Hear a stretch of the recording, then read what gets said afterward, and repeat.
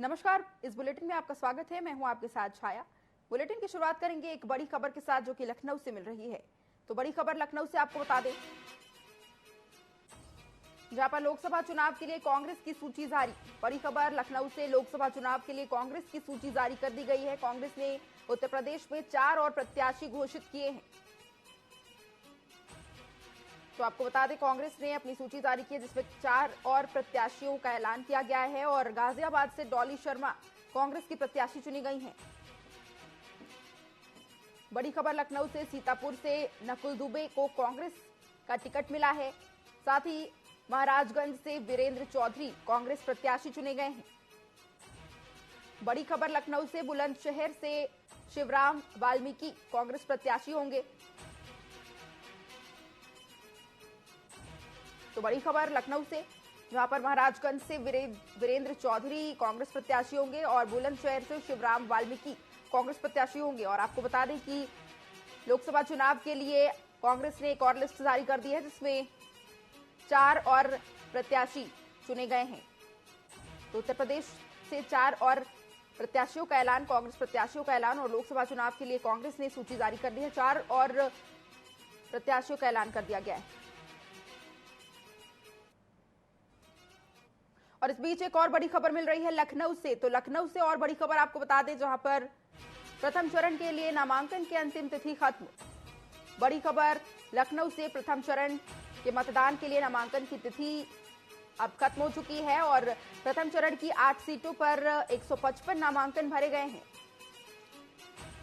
तो बड़ी खबर आपको बता रहे लखनऊ से, जहां पर आपको बता दें कि कल प्रथम चरण के मतदान के लिए नामांकन की अंतिम तिथि थी और इसके बाद अब तिथि खत्म हो चुकी है। मुजफ्फरनगर में सबसे ज्यादा 38 नामांकन भरे गए हैं। तो प्रथम चरण के मतदान के लिए 155 नामांकन भरे गए हैं, जिसमें सहारनपुर में 13 और कैराना में 17 नामांकन भरे गए हैं।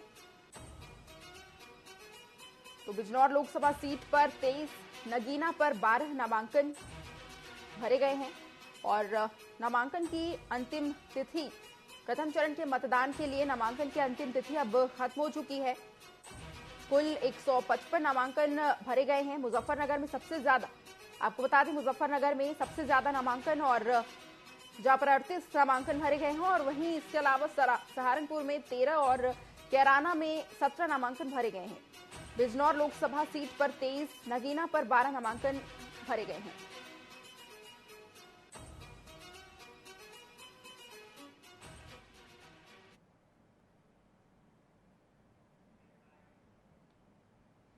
और इस वक्त एक और बड़ी खबर लखनऊ से मिल रही है। तो लखनऊ से बड़ी खबर आपको बता दें, यहाँ पर लोकसभा चुनाव के लिए प्रदेश चुनाव प्रभारी नियुक्त। बड़ी खबर, लोकसभा चुनाव के लिए प्रदेश चुनाव प्रभारी नियुक्त किए गए हैं।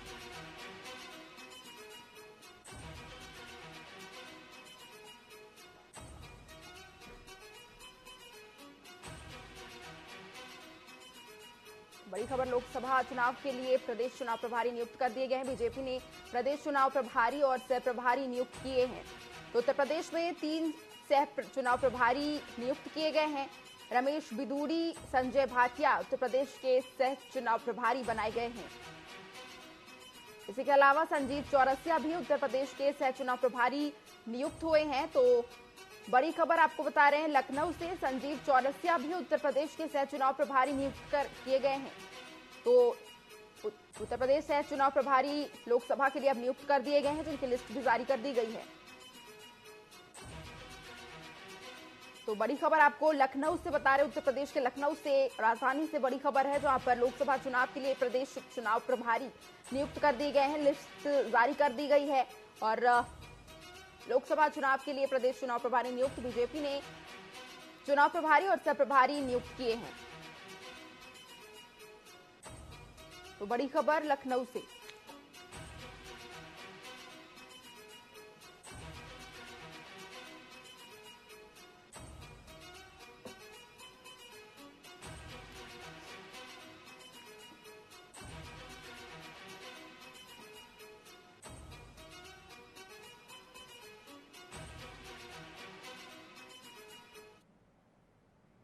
अब बढ़ते हैं खबरों की ओर, जहां सोनभद्र में जिलाधिकारी चंद्रविजय सिंह ने बुधवार को लोकसभा चुनाव के लिए बनाए गए कंट्रोल रूम का निरीक्षण किया। इस दौरान जिलाधिकारी ने वीडियो कॉलिंग के जरिए टीम के लोकेशन का जायजा लिया। उन्होंने कहा कि टीमें अपनी लोकेशन पर उपस्थित रहते हुए जांच की कार्रवाई सुनिश्चित करें। इस दौरान उन्होंने media certification and monitoring committee कक्ष का भी निरीक्षण किया।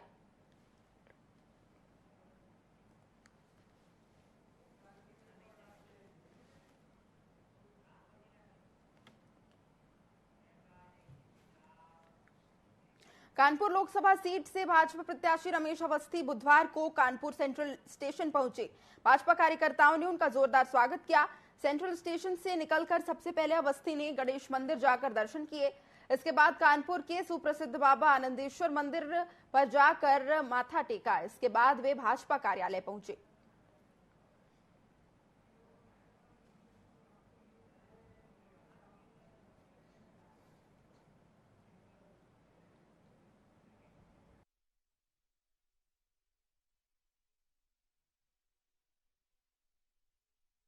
देखिए, एक ही नीति है। प्रधानमंत्री मोदी का सपना है विकसित भारत। उसी विकसित भारत के सपनों को आगे बढ़ाते हुए हम विकसित कानपुर का सपना लेकर आए हैं और आप सब लोगों के सहयोग से इसको पूरा करेंगे। हमें ऐसा नहीं, पूर्ण विश्वास है आप लोगों का भी इसमें पूरा सहयोग रहेगा।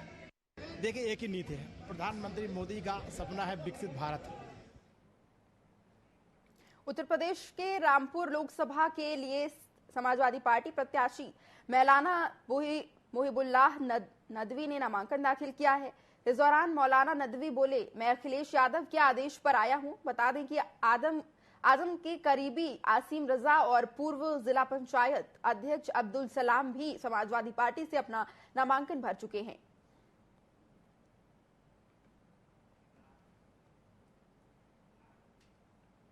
अचानक से इमामियत छोड़ के राजनीति में आने का फैसला क्यों कर लिया? नहीं सर, ये कुछ नहीं। मौलाना आजाद से भी आप कह सकेंगे कि मौलाना अचानक क्यों है।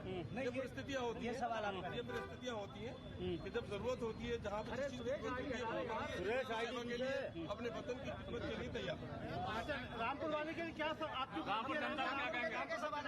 रामपुर के लिए मैं एक धड़कता हुआ मोहब्बत का पैगाम लाया हूँ कि आपस में यहाँ पर जो तनाव की सी कैफियत है वो खत्म हो। हम वतनों के साथ भी मोहब्बत से हमसे रहें और कॉन्स्टिट्यूशन से जो as a citizen of India जो हमारा राइट है, जो as a citizen of India जो हमारा राइट है, कॉन्स्टिट्यूशन ने जो हमें बराबरी के हुकूक दिए हैं। सोनभद्र के जुगैल थाना क्षेत्र के बिजोरा गांव में बीते 25 मार्च को हुई महिला की हत्या के आरोपी को पुलिस ने गिरफ्तार कर लिया है। क्षेत्राधिकारी चारू द्विवेदी ने बुधवार को खुलासा करते हुए बताया कि शादी का दबाव बनाने पर आरोपी प्रेमी ने महिला की गला दबाकर हत्या की थी। 1 वर्ष से महिला और आरोपी के बीच अवैध संबंध थे। मृतक का CDR के आधार पर आरोपी को गिरफ्तार किया गया है और आरोपी के पास से मृतक महिला का मोबाइल भी बरामद हुआ है।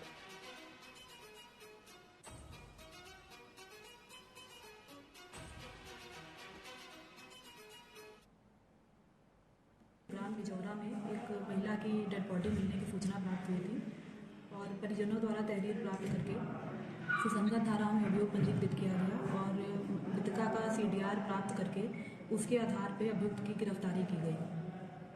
अभियुक्त का नाम ओम प्रकाश पुत्र संत कुमार है, थाना क्षेत्र जुगैल का ही रहने वाला है और करीब 1 साल से मृतका का उसके साथ संबंध था और मृतका द्वारा शादी का दबाव बनाने को लेकर उसने गला दबाकर उसकी हत्या कर दी। और इस बीच एक बड़ी खबर लखनऊ के उत्तर प्रदेश के लखनऊ से मिल रही है। तो लखनऊ से बड़ी खबर, जहां पर यूपी BJYM ने पदाधिकारियों को लोकसभा चुनाव प्रभारी बनाया है। लखनऊ से बड़ी खबर, प्रदेश मंत्री भारतीय जनता युवा मोर्चा शिवेंद्र विक्रम शाही को लखनऊ की कमान मिली है। राहुल गुप्ता को अयोध्या की कमान, हर्षवर्धन सिंह हरदोई भेजे गए हैं। बड़ी खबर आपको बता रहे हैं लखनऊ से।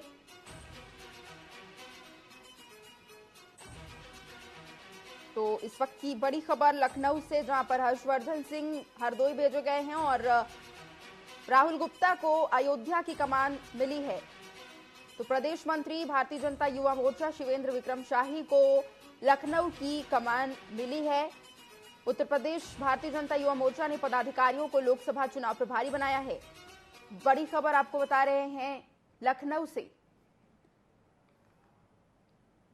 और इस वक्त की एक और बड़ी खबर से आपको अपडेट कर दे, जो कि पीलीभीत से मिल रही है। तो उत्तर प्रदेश के पीलीभीत से बड़ी खबर, जहां पर वरुण गांधी का पीलीभीत की जनता को पत्र।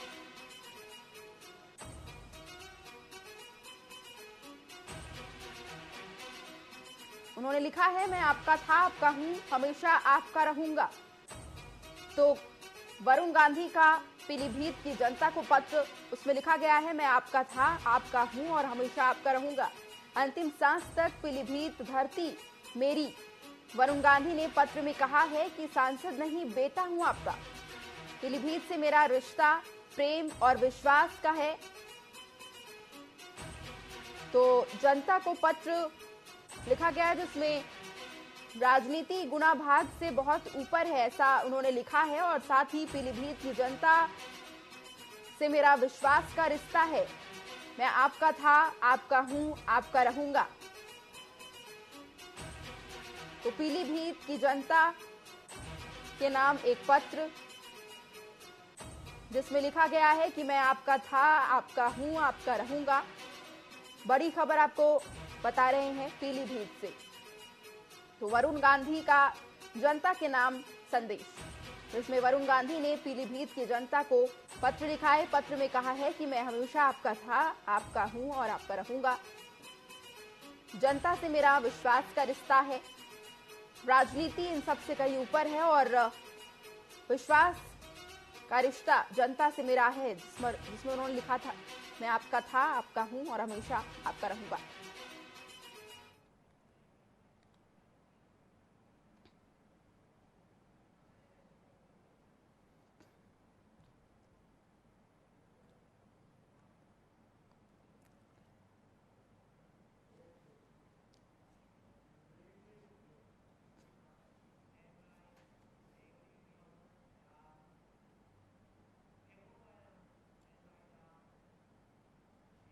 फिलहाल वक्त हो चला है एक छोटे से ब्रेक का, जल्द वापस लौटेंगे।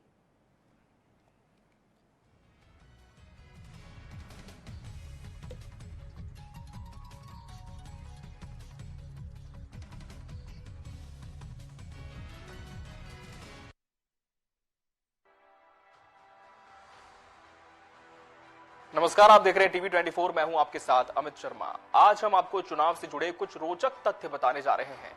जनसंघ का चुनावी इतिहास क्या रहा है, क्या आप जानते हैं? हम आपको बताते हैं। जनसंघ ने पहला चुनाव 1952 में लड़ा था, जिसका चुनाव चिन्ह दीपक था। 1952 में चुनाव लड़ा गया तो 3 सीटें जनसंघ को मिली। श्यामा प्रसाद मुखर्जी उसके लीडर थे। आपातकाल के बाद पार्टी भंग हो गई थी।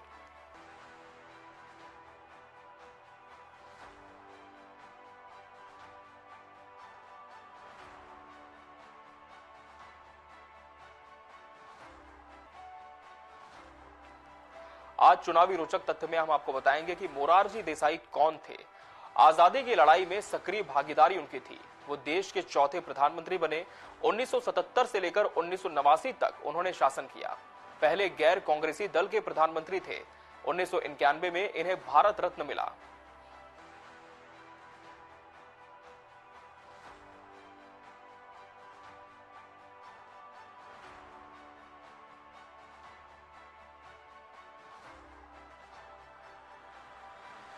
ब्रिटिश संसद के बारे में आज हम आपको जानकारी देंगे। ब्रिटिश संसद का नाम हाउस ऑफ कॉमन था। इस सदन का विकास इंग्लैंड में हुआ।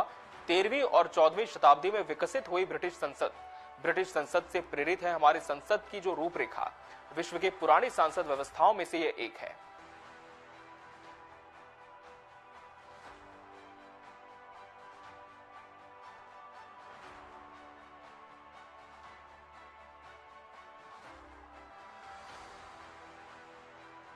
भारत में पहला चुनाव कब हुआ? पहला चुनाव 1920 को हुआ। इंपीरियल लेजिस्लेटिव काउंसिल का यह चुनाव था। निचले सदन में कुल 104 सीटें थी। 66 सीटों के लिए चुनाव हुआ था। 37 सीटें यूरोपीय लोगों के लिए आरक्षित थीं।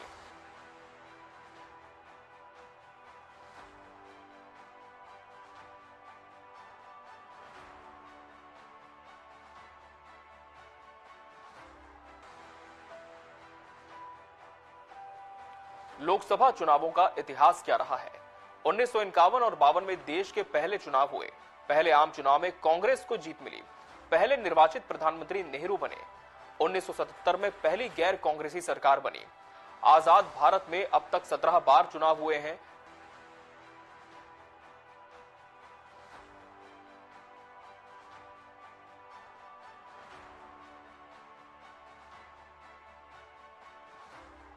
राजनीति खेल है शह और मात का, घात और प्रतिघात का।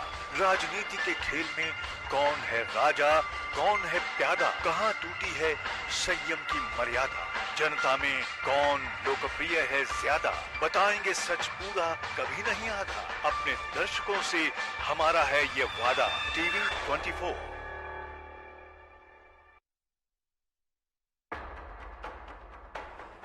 देश के धुरंधरों से बेबाक बातचीत, आपके सवालों का हम मांगेंगे जवाब।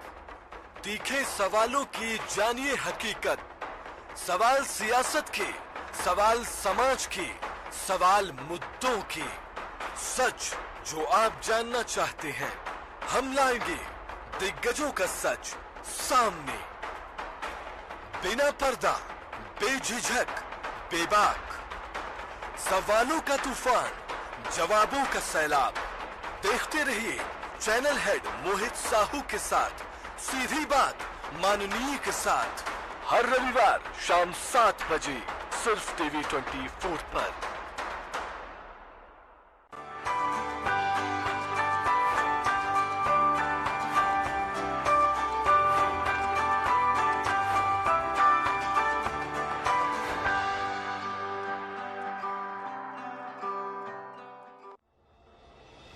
वो शाम पुरानी ढल चुकी, अब नए सूरज से दरकार है। चाहिए एक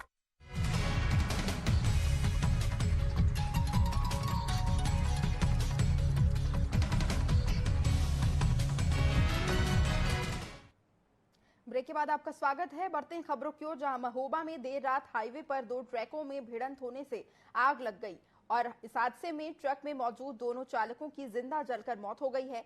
मामला जनपद के खन्ना थाना क्षेत्र के कानपुर सागर नेशनल हाईवे का है। सूचना पर एएसपी, एसटीएम सहित यातायात और फायर ब्रिगेड कर्मी मौके पर पहुंचे, जहां फायर ब्रिगेड की 3 गाड़ियों ने आग पर काबू पाया।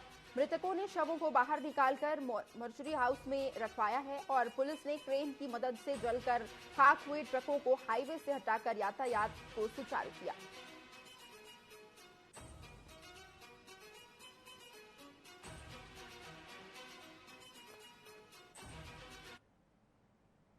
कि कानपुर सागर हाईवे पर जनपद महोबा की खन्ना थाना क्षेत्र के बॉर्डर पर 2 ट्रक आमने सामने जो है लड़ गए हैं, जिसमें आपस में आग लग गई। इस सूचना पर पुलिस विभाग के सभी अधिकारी, फायर सर्विस के अधिकारी, ट्रैफिक के अधिकारी एवं मजिस्ट्रेट मौके पर पहुंचे।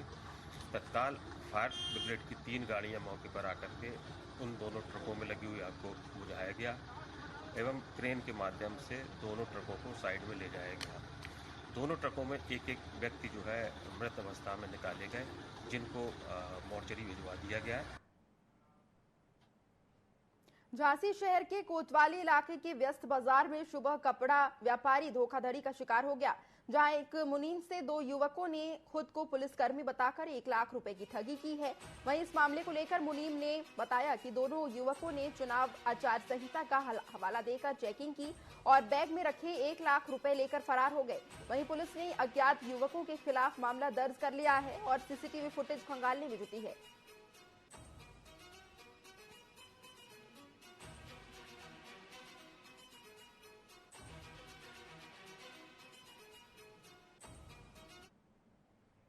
बाराबंकी में युवती की हत्या की गुत्थी पुलिस ने 24 घंटे के अंदर सुलझा ली है।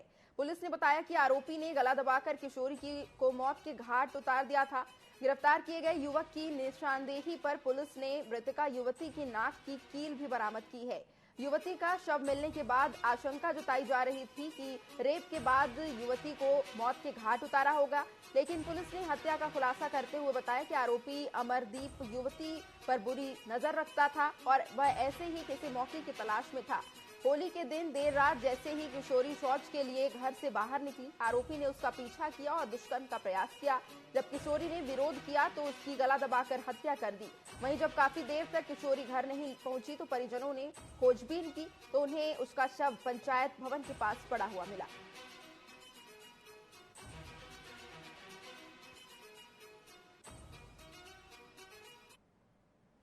थाना टिकैत नगर अंतर्गत एक गांव में गत रात्रि 2 महीने शौच के लिए गई थी।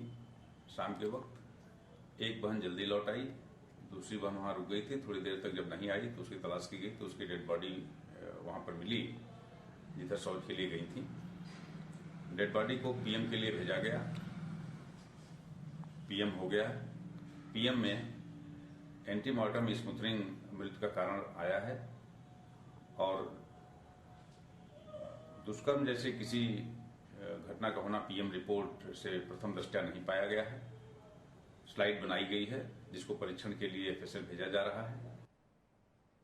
और इस बीच एक बड़ी खबर आपको बता दें जो कि लखनऊ से मिल रही है। तो लखनऊ से बड़ी खबर जहां पर कार्यक्रम, धरना, दौड़ जैसे आयोजन को लेकर गाइडलाइन। बड़ी खबर लखनऊ से, कार्यक्रम, धरना, दौड़ जैसे आयोजनों को लेकर गाइडलाइन जारी की गई है। अब आयोजनों के लिए विभागों के चक्कर नहीं काटने पड़ेंगे। पुलिस कमिश्नर लखनऊ के निर्देश पर यह व्यवस्था बनाई गई है। आयोजनों के लिए ऑनलाइन आवेदन किया जा सकेगा। तो बड़ी खबर आपको बता रहे हैं जहां पर अब दफ्तरों के चक्कर नहीं काटने होंगे कोई किसी भी कार्यक्रम को लेकर। और पुलिस कमिश्नर लखनऊ के निर्देश पर यह व्यवस्था बनाई गई है। आयोजनों के लिए ऑनलाइन आवेदन अब किया जा सकेगा। तो बड़ी खबर आपको बता रहे हैं लखनऊ से। और इस बीच एक और बड़ी खबर गोंडा से मिल रही है। तो गोंडा से बड़ी खबर आपको बता दें जहां पर शौच के लिए 14 वर्षीय नाबालिग के साथ शौच के लिए गई 14 वर्षीय नाबालिग के साथ दुष्कर्म। पीड़िता ने परिजनों को आप बीती बताई। बड़ी खबर आपको बता रहे हैं गोंडा से जहां पर शौच के लिए गई लड़की के साथ दुष्कर्म और परिजनों ने कौड़िया थाने में दुष्कर्म का मामला दर्ज कराया है। तो चंद घंटों में दुष्कर्म का आरोपी गिरफ्तार हो गया है। बड़ी खबर आपको गोंडा से बता रहे हैं जहां पर कुछ ही देर में पुलिस ने युवक को गिरफ्तार कर लिया है। दुष्कर्म का आरोपी गिरफ्तार कर लिया गया है। तो गोंडा से बड़ी खबर।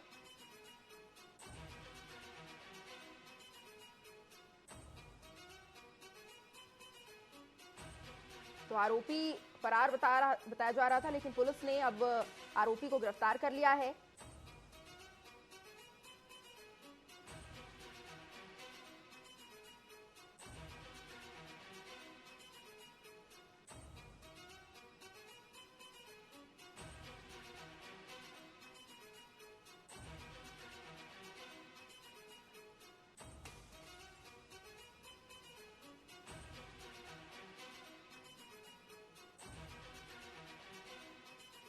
तो कौड़िया थाना क्षेत्र के जनपद गोंडा यह खबर है जहां पर पीड़िता ने परिजनों से अपनी आप बीती बताई है और जिसके बाद परिजनों ने थाने में यह मामला दर्ज कराया और अब पुलिस ने कुछ ही देर में आरोपी को गिरफ्तार कर लिया है।